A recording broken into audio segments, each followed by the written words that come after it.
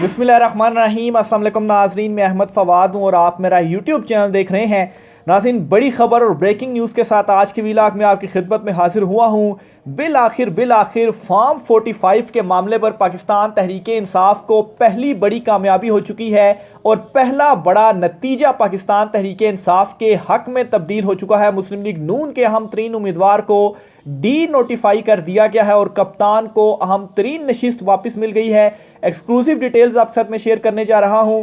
और दूसरे नंबर पर नाजरीन, वो एक एग्जाम्पल बहुत ज़्यादा मशहूर है या एक मुहावरा बहुत मशहूर है कि आखिर बकरे की माँ कब तक खैर मनाएगी। और ये मुहावरा इस वक्त फिट बैठ रहा है Sikandar Sultan Raja chief election commissioner के ऊपर, क्योंकि इनके अगेंस्ट भी फॉर्म 45 के मामले पर तौहीन अदालत का जो केस है वो खुल चुका है। बड़ा ब्रेक थ्रू और अहम हुक्म सामने आया है इस्लामाबाद हाई कोर्ट से तौहीन अदालत वाले मामले पर फॉर्म 47 इशू पर। कुछ एक्सक्लूसिव डिटेल्स इस हवाले से भी आपके साथ मैंने शेयर करनी है। और फिर इसी तरह से नाज़रीन, दो तीन और बड़ी इंपॉर्टेंट खबरें हैं। एक तो आसफा भुट्टो जो हैं, इनका जो हल्फ लिया गया कल कौमी असम्बली में, और मसला असल में बल्कि बड़ा अजीबो गरीब किस्म का ये हल्फ था, क्योंकि अभी तक ज़िमनी इलेक्शन हुआ नहीं और ज़िमनी इलेक्शन की जो तारीख थी वो 21 अप्रैल थी और ज़िमनी इलेक्शन से होने से पहले ही आसफा भुट्टो विनर डिक्लेयर होगी और हल्फ भी ले लिया गया। तो इस तरह के काम हो रहे हैं इस वक्त इस मुल्क में। बहरहाल इस पर भी कुछ चीज़ें आपके साथ मैंने शेयर करनी है।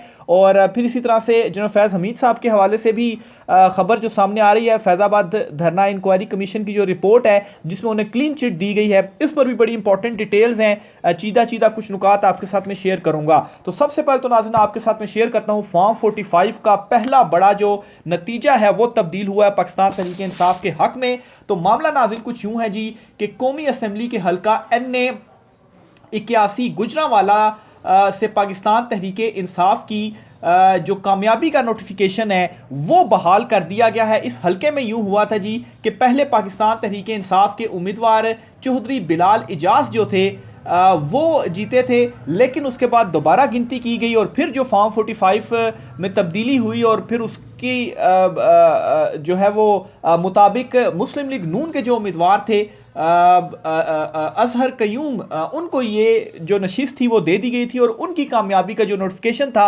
वो जारी कर दिया गया था। लेकिन ये मामला पाकिस्तान तहरीक इंसाफ अदालत में लेकर गई, इस गिनती को चैलेंज किया और फॉर्म 45 को चैलेंज किया और जो कुछ सबूत वगैरह थे वो रखे। और अब अदालत से ये बड़ा हुक्म सामने आ गया है इस हलके में कि जो मुस्लिम लीग नून के उम्मीदवार हैं उन्हें डी नोटिफाई कर दिया गया है और पाकिस्तान तहरीक इंसाफ के जो उम्मीदवार हैं उनकी कामयाबी का जो नोटिफिकेशन है वो बहाल कर दिया गया है। तो ये पहला बड़ा नतीजा है जो कि तब्दील हो चुका है और अभी ये आगाज़ हुआ है। आपको जो है वो जो लोग नाज़रीन मुझे रेगुलर सुनते हैं, फॉर्म 45 के मामले को लेकर जो इलेक्शन ट्रिब्यूनल्स में चल रहे हैं इसकी तमाम तर डिटेल से मैं आपको आगाह कर रहा हूं। और ख़ास तौर पर जो लाहौर हाई कोर्ट में इलेक्शन ट्रिब्यूनल और भी 8 जजेस पर मुश्तमिल बनाया गया है, 70 से ज़ायद कौमी असम्बली वहाँ पर के हल्के वहाँ पर भी चैलेंज हैं। वहाँ से भी आइंदा आने वाले दिनों में इसी तरह की जो खबरें हैं वो आपको सुनने को मिलेंगी। ना सिर्फ वहाँ पर बल्कि पाकिस्तान तहरीक इंसाफ ने जो इस्लामाबाद के तीनों हल्के चैलेंज किए हैं, कोई 1 लाख के करीब डॉक्यूमेंट्स थे।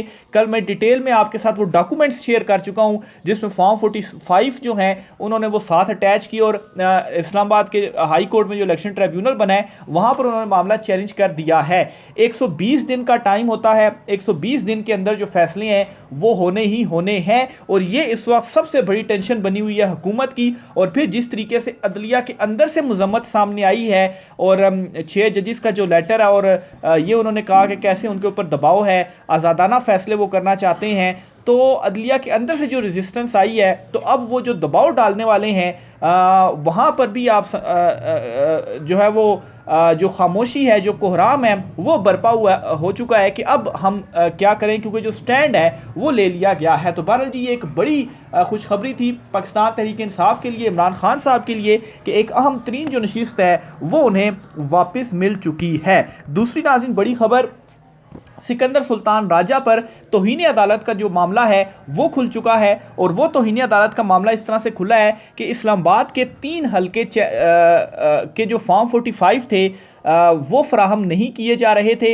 हतमी जो रिज़ल्ट्स थे या तस्दीक शुदा जो रिज़ल्ट्स थे फॉर्म 45 की शक्ल में वो फ्राहम नहीं किए जा रहे थे पीटीआई को, तो पीटीआई इस्लामाबाद के तीनों हलकों में उन्होंने इस्लामाबाद हाई कोर्ट से रुजू किया था कि इसके मुसद्दका जो नताइज हैं वो दिए जाएं। इलेक्शन कमीशन ने तो अपलोड करने के बाद उनको जो है वो डिलीट कर दिया था या हिडन कर दिया था अपनी वेबसाइट से, क्योंकि उसमें जो कटिंग और फिर उसमें जो 2 नंबरियां सामने आई थी। तो बहरहाल जी इस पर इस्लामाबाद हाई कोर्ट ने ये हुक्म दिया था कि आप इन्हें जो मुसद्दका जो नताइज हैं वो दे दें पाकिस्तान तहरीक इंसाफ को, इलेक्शन कमीशन को कहा था। आज नाज़रीन इस केस की समात हुई है और डेवलपमेंट इसमें यह हुई है कि तौहीन अदालत की दरख्वास्त आई सिकंदर सुल्तान राजा के अगेंस्ट, और इन्होंने वो नहीं रिजल्ट्स फ्राहम किए थे पाकिस्तान तहरीक इंसाफ को। तो इस्लामाबाद के हल्का NA 47 से जो है फॉर्म 45 वाला जो मामला था उसकी सर्टिफाइड कापियाँ फ्राहम नहीं की गई, तो इसलिए शुएब शाहीन जो थे वो चूँकि NA 47 से लड़े थे इलेक्शन, तो उन्होंने ये दरख्वास्त तौहीन अदालत की दायर की, और इसमें इलेक्शन कमीशन की जानिब से भी जो थे अफसरान नुमाइंदा वो पेश हुए, और शुएब शाहीन ने यह कहा जी कि अदालत ने यह हुक्म दिया था कि सर्टिफाइड कापियाँ दे दी जाएँ, फॉर्म 45 दे दिए जाएँ, लेकिन वो ताहाल नहीं मिले। और इसका एक जो पाकिस्तान तहरीक इंसाफ को फ़ायदा है वो ये भी है कि एक तो उनके पास अपने फॉर्म 45 है जो इलेक्शन ट्रिब्यूनल में लेकर गए हैं, फिर जब इलेक्शन कमीशन के भी फॉर्म आ जाएंगे ना उनके पास, तो फिर जब वो भी वहाँ पर सामने रखे जाएंगे ना, तो फिर मज़ीद मजबूत हो जाएगा पाकिस्तान तहरीक इंसाफ का केस। तो बहरहाल जी इस पर जो इलेक्शन कमीशन के अफसर थे उन्होंने कहा कि सूबाई इलेक्शन कमीशन पंजाब में केस से मुतल्लिक बात हुई है, जल्द हम इनको कापियां फराहम कर देंगे। अब देखें जी कि वो इस्लामाबाद के हलके का रिजल्ट मांग रहे हैं और ये कह रहे हैं जी कि जो सूबाई इलेक्शन कमीशन है पंजाब वो इस्लामाबाद के हलकों के जो नताइज हैं वहाँ से आएंगे और वो देंगे। तो इस पर चीफ जस्टिस आमिर फारूक साहब ने कहा कि ऐसी बात ना करें, इस्लामाबाद का पंजाब से क्या ताल्लुक है। तो इलेक्शन कमीशन हुकाम ने कहा जी कि इस्लामाबाद के इंतखाबी मामलात को इलेक्शन कमीशन पंजाब देखते हैं। इलेक्शन कमीशन के फिर जो वकील थे उन्होंने 1 हफ्ते की मजीद मोहलत मांगी। तो इस पर चीफ जस्टिस ने अहम तरीन रिमार्क्स देते हुए ये कहा कि सर्टिफाइड कापियाँ इनका बुनियादी और कानूनी हक है, इन्हें क्यों नहीं दे रहे, क्यों ज़बरदस्ती लोगों के इलेक्शन से मुतल्लिक शकूक व शुबहात बढ़ा रहे हैं। अगर इलेक्शन कमीशन ने कापियाँ नहीं फराहम करनी तो मैं इस हवाले से आज कोई ऑर्डर कर देता हूँ, यानी कि अगर आप हुक्म अदुली कर रहे हैं तो फिर तौहीन अदालत कर देता हूँ। अगर एक सीनियर कानूनदान बार सदर को इतनी भाग दौड़ करना पड़े तो आम लोगों का क्या होगा। अभी बताइए मज़ीद कितना वक्त लगेगा, 1 साल 2 साल 3 साल 5 साल तो मुद्दत होती है। तो ये तंज़िया उन्होंने कहा। फिर इसी तरह से जी अदालत ने क्या किया कि 24 अप्रैल तक समात मुलतवी कर दी और कहा कि 24 अप्रैल से पहले पहले आप कापियाँ दे दें सर्टिफाइड, अगर नहीं दी तो फिर जो कार्रवाई है वो होगी। अब नाज़रीन इस मामले के ऊपर वैसे तो चीफ जस्टिस आमिर फारूक साहब इस्लामाबाद हाई कोर्ट के जो हैं उनके हवाले से एक ये मशहूर है कि वो इमरान खान साहब के मुकदमों के फैसले काफ़ी देर तक महफूज रखते हैं और जब वो सुनाए जाते हैं तो फिर वो गैर मुसर हो जाता है मामला। लेकिन इस मामले पर भी चीफ जस्टिस आमिर फारूक साहब काफ़ी ज़्यादा टाइम दे रहे हैं इलेक्शन कमीशन को। इससे पहले भी इलेक्शन कमीशन को हुक्म दिया जा चुका है कि इतने टाइम में आप दें, लेकिन कापियाँ नहीं दी जा रही। तो अब मज़ीद डिले करते हुए आप कहें या टाइम देते हुए 24 अप्रैल तक का वक्त दिया कि इससे पहले कापियाँ दे दें। बहरहाल एक हद तक ही मामलात को आगे घसीटा जा सकता है। तो अगर 24 अप्रैल तक भी कापियाँ नहीं मिली तो फिर सिकंदर सुल्तान राजा साहब जो हैं वो अब अपनी खैर मनाएं, क्योंकि ये तौहीन इलेक्शन कमीशन की जो दरख्वास्त है वो पाकिस्तान तहरीक इंसाफ लेकर आ चुकी है और साथ ही इलेक्शन ट्रिब्यूनल और फॉर्म 45 का भी जो मामला है वो भी खुल चुका है। आसफा भुट्टो साहिबा के हवाले से भी खबर आपको देता चलूँ जी कि आसफा भुट्टो ने कल जो कौमी असम्बली का इजलास हुआ, अच्छा ये जो कौमी असम्बली का इजलास था वो अपोजिशन की रिक्विजिशन यानी कि पाकिस्तान तहरीक इंसाफ के जो इत्तेहादी हैं उनकी रिक्विजिशन पर बुलाया गया, लेकिन उन्हें बात ही नहीं करने दी गई। और आपको याद होगा कल मैंने आपको ये खबर दी थी कि पाकिस्तान तहरीक इंसाफ जो है इस इजलास में जजेस के मामले पर बात करना चाहती है, लेकिन स्पीकर को ये कहा जा रहा है हुकूमत की जानिब से कि ये मामला अदालत में है तो पीटीए को बात ना करने दीजिए, माइक ही ना उनको दिया जाए। तो आज भी फिर जो असेंबली का सेशन कल हुआ उसमें भी ये हुआ कि पाकिस्तान तहरीक इंसाफ के लोगों को बात नहीं करने दी गई। इस पर उन्होंने वॉकआउट किया असेंबली सेशन से। और कल क्या अजीबोगरीब मामला हुआ कि आसफा भुट्टो जो हैं NA 207 का जो इलेक्शन है जहां पर वो बिला मुकाबला मुंतखब हुई हैं, उन्होंने कल हल्फ लिया है। अब नाज़रीन 21 अप्रैल को ज़िमनी इंतखाब की तारीख़ है, ज़िमनी इलेक्शन होना है, लेकिन अभी इलेक्शन हुआ नहीं, वो पहले ही मुंतखब होगी। और जो इसकी रीज़न है वो ये है जी कि उनके मुकाबले में कोई नहीं है, तो इसलिए वो बिला मुकाबला ही इलेक्शन जीत गई हैं। लेकिन इस तरह से नहीं है। पाकिस्तान तहरीक इंसाफ के जो उम्मीदवार हैं उनको किस तरह से उठाया गया, उनके कागजात नामजदगी तक मुस्तरद किए गए, और किस बुनियाद पर मुस्तरद किए गए कि इन्होंने बिजली का बिल सबमिट नहीं करवाया।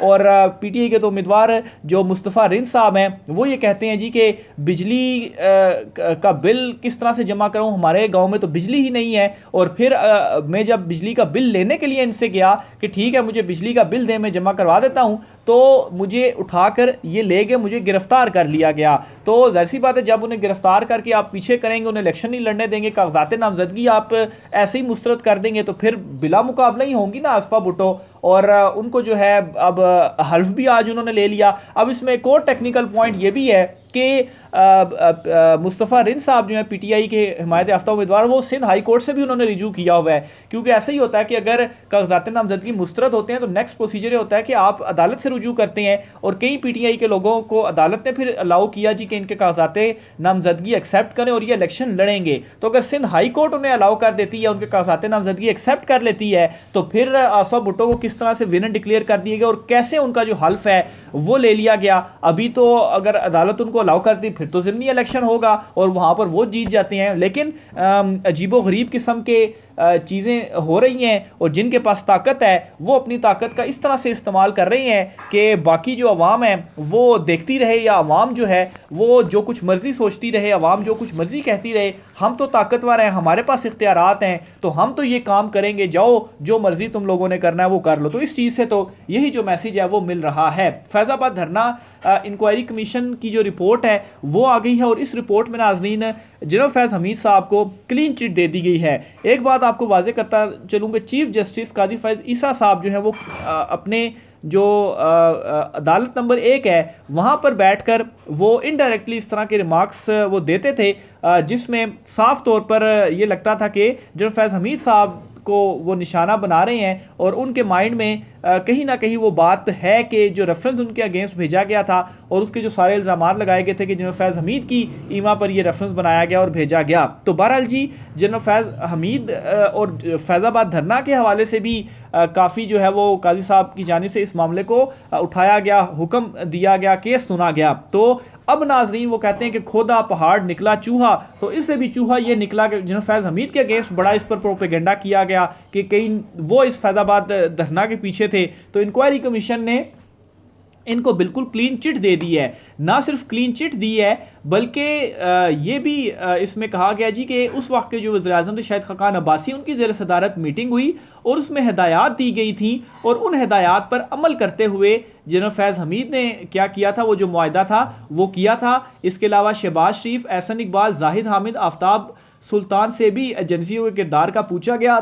तो तमाम मुतलका गवाहों ने किसी भी इदारे या शख्सियत के किरदार से इनकार किया और कमीशन के लिए किसी भी एजेंसी या शख्सियत को धरने से जोड़ना मुमकिन नहीं है।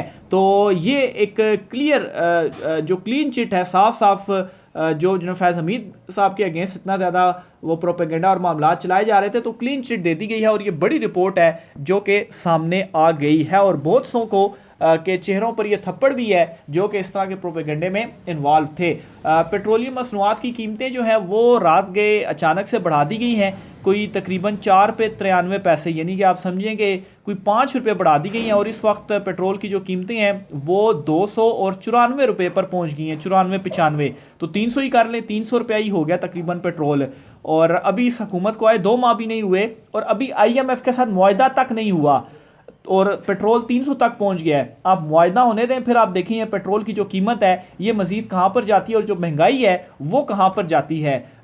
ये इनके जो है वो किरदार हैं जी। और इमरान खान साहब को ये कहते थे जी कि पेट्रोल इतना बढ़ा दिया है, इतने पैसे डॉलर ऊपर चला गया है और ये हो गया और वो हो गया है। और ऊपर से इनके कारनामे देखें कि ये कहते हैं जी कि मरीम नवाज़ 700-800 रुपये का जोड़ा पहनती हैं। तो एक किस्म का आप एक तो आवाम को आप जलील कर रहे हैं और ऊपर से आप उनका मजाक भी उड़ा रहे हैं, यानी कि ये जलालत नहीं है ये हुकूमत जो मुसल्लत की गई और फिर उसके बाद इनके जो इकदामात हैं, और ऊपर से आप जलील भी कर रहे हैं जी कि नहीं जी मरीम नवाज़ तो 700-800 रुपये का जोड़ा पहनती है। कुछ आपको खुदा खौफी होनी चाहिए।